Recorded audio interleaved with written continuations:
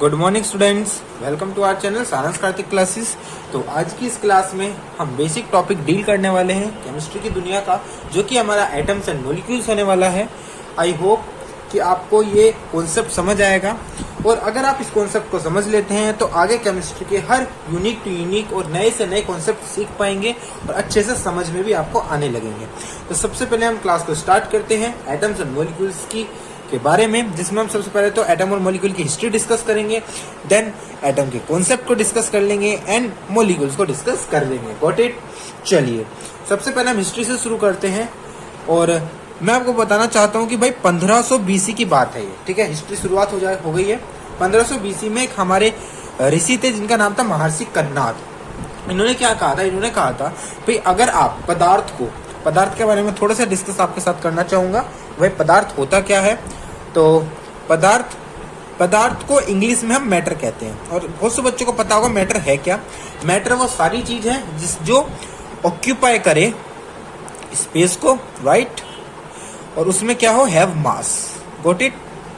चलो, I hope बहुत से बच्चों को पता भी होगा कि मैटर क्या होता है। वो चीज जो ऑक्यूपाई करे स्पेस को और उसमें क्या हो, मास भी हो, ठीक है। तो मैटर को हिंदी में पदार्थ कहा गया है। तो महर्षि कन्नाद ने क्या कहा? महर्षि कन्नाद ने यह कहा कि वो जो पदार्थ है, अगर हम उसको डिवाइड करते हैं, यानी हम उसको तोड़ते जाते हैं, एंडलेस तोड़ते हैं, तो एक एंडिंग पॉइंट पर हमें एक ऐसी यूनिट मिलेगी जिसको हम और ज्यादा नहीं तोड़ सकते, जिसको उन्होंने नाम दिया परमाणु। Got it? परमाणु।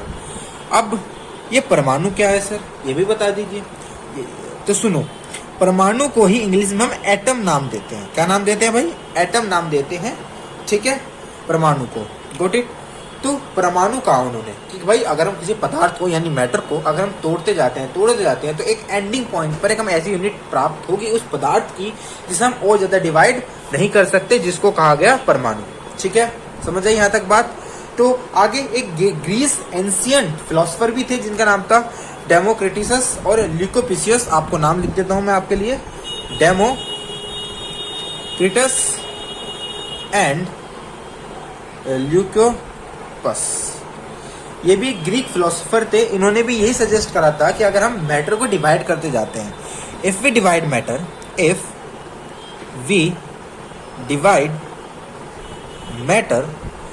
continuously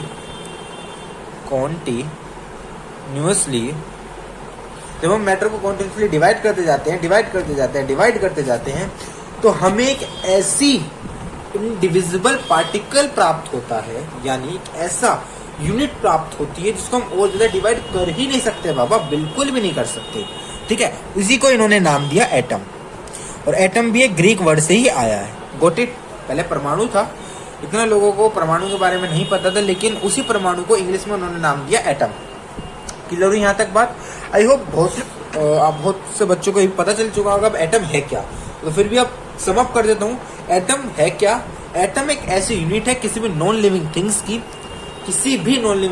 लिसन केयरफुली, ऐसी smallest unit of any non living things जिसको हम फर्दर डिवाइड कर ही नहीं सकते, ठीक है, और उसको डिविजिबल उसका पॉसिबल नहीं है, वो है एटम, ठीक है। अभी आप इस कॉन्सेप्ट को पकड़ के रखना, ठीक है। आगे बहुत यूनिक बात आपको पता चलेगी, आप शायद झटका भी खा सकते हैं एटम के बारे में इस यूनिक बात को सुन के, लेकिन अभी इस बात को पकड़े रखना कि भाई उसे और ज्यादा डिवाइड नहीं करा जा सकता। That's it, this is atom, ठीक है। सबसे स्मॉलेस्ट है और डिवाइड आप नहीं कर सकते।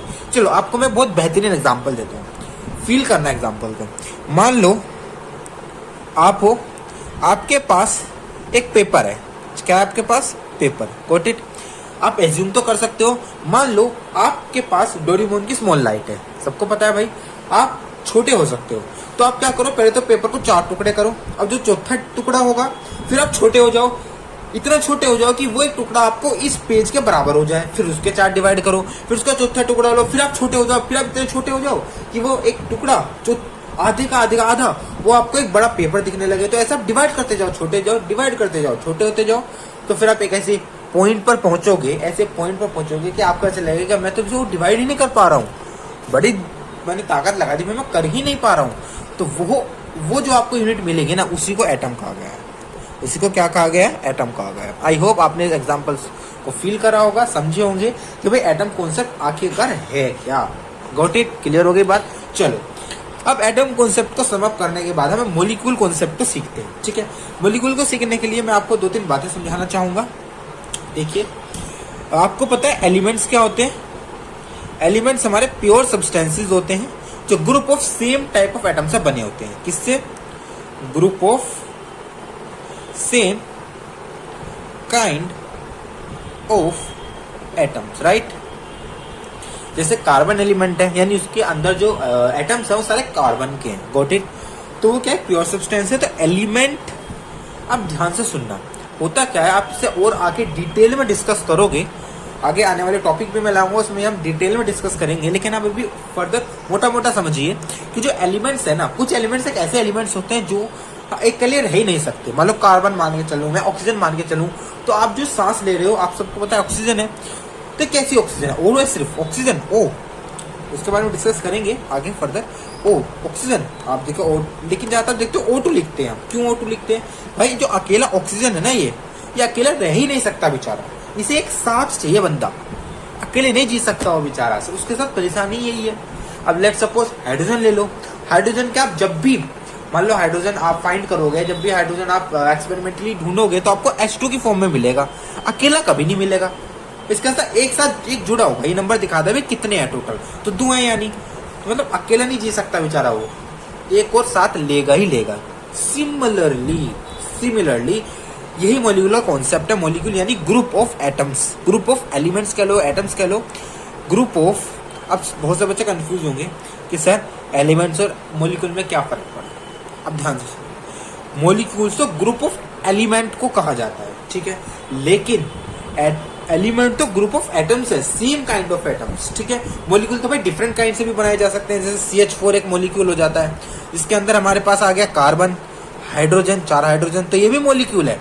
और O2 भी एक मॉलिक्यूल है, H2 भी एक मॉलिक्यूल है। क्यों? क्योंकि भाई ग्रुप ऑफ एलिमेंट्स है, यानी एक O एलिमेंट, आप विजिबल है, ठीक है, ये एक O एलिमेंट और ये ऑक्सीजन का दूसरा एलिमेंट, तो इनका ग्रुप कर दीजिए तो मिलेगा हमें O2, जो कि हमारे पास क्या होगा, फर्दर मॉलिक्यूल होगा।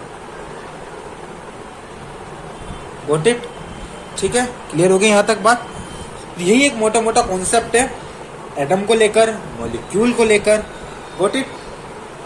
चलिए अब इसको समअप करते हैं एक बार फटाक से रिवीजन के साथ, देख लेते हैं कि हमने क्या क्या पढ़ा है और क्या क्या सीखा है आज की इस क्लास के अंदर। चलिए शुरू करते हैं। हमने सीखा भाई एटम क्या होता है। एटम एक ऐसी यूनिट है किसी भी नॉन लिविंग थिंग्स की जिसको हम फर्दर डिवाइड नहीं कर सकते, बिल्कुल भी नहीं कर सकते भाई, इनडिविजिबल पार्टिकल है। क्लियर हो रही बात? और मॉलिक्यूल क्या है? मॉलिक्यूल तो एक ग्रुप ऑफ एलिमेंट्स को कहते हैं, क्योंकि जो एटम है वो अकेले नहीं रह सकते, और भाई एक बंदा चाहिए, साथ जरूर चाहिए, ठीक है। ये क्या हो गया हमारे पास? Group of elements. क्या हुए हमारे पास? मॉलिक्यूल्स हुए।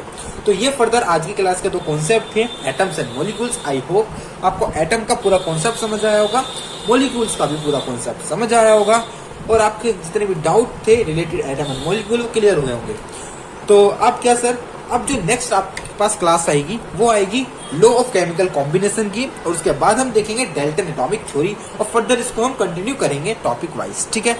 तो आप कमेंट कर दीजिएगा कि सर हमें कौन सी वीडियो पहले चाहिए, यानी आपको डाल्टन एटॉमिक थ्योरी पहले चाहिए या फिर लॉ ऑफ केमिकल कॉम्बिनेशन को पहले चाहिए, ठीक है।